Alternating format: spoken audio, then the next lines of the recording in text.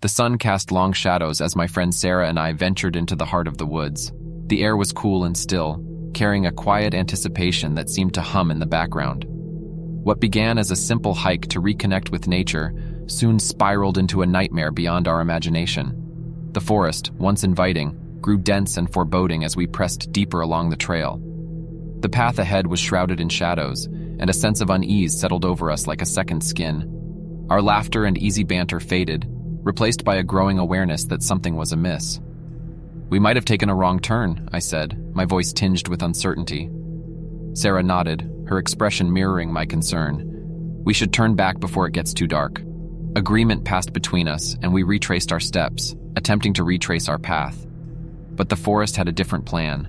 The trail seemed to twist and warp, leading us in circles even as we tried to escape the confusion. Panic took hold as the daylight waned, and a feeling of being watched settled over us. "We're lost," Sarah whispered, her voice barely audible. As if in response to her words, a chill wind swept through the trees, carrying with it an eerie whisper. The voices were faint, indistinct, but they seemed to linger at the edges of our perception. Dread pooled in my stomach as I realized that we were not alone. "We need to find shelter," I said, my voice trembling. In the fading light, we stumbled upon an old cabin nestled among the trees. Its weathered boards and darkened windows gave it an air of desolation, but it offered a refuge from the encroaching darkness. As we stepped inside, our flashlights revealed a scene frozen in time, dusty furniture and faded photographs adorning the walls. The air inside the cabin was heavy with a sense of abandonment. The whispering wind outside seemed to beckon us further into its secrets. We huddled together, seeking solace in each other's presence, but an unsettling feeling persisted. The cabin held a history, a tale of its own, and it seemed to be alive with a malevolent energy. As the night deepened, the cabin's atmosphere grew oppressive. Shadows danced on the walls, their movements forming unsettling patterns that seemed to writhe and twist. The air was thick with an inexplicable scent, a mixture of decay and something far fouler. Our flashlights flickered, casting uncertain light that cast bizarre shadows in every corner. In our search for answers, we stumbled upon an old journal among the dust-covered belongings. Its pages were filled with the frantic writings of a previous occupant, detailing strange occurrences, haunting whispers, and an unrelenting sense of dread.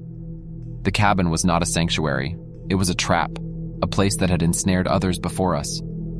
"We shouldn't have come here," Sarah whispered, her voice heavy with regret. As if in response, a low moan echoed through the cabin. The walls seemed to creak and groan, as if the very structure resented our intrusion.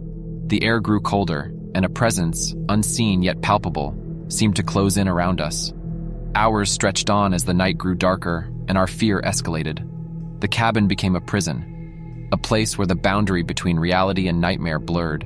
Shadows seemed to take on a life of their own, and the whispers that had haunted the wind outside now filled the very air we breathed. Morning's faint light filtered through the cabin's windows, a bittersweet reminder that the night's horrors were subsiding. We fled the cabin, leaving behind the darkness that had consumed us.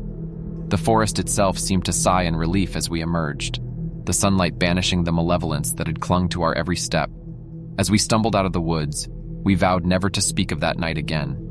The cabin and the forest remained a haunted memory, a place where reality had shifted and the line between the mundane and the macabre had blurred. Though we returned to our ordinary lives, we carried the weight of that experience, a reminder that some places hold secrets best left undisturbed.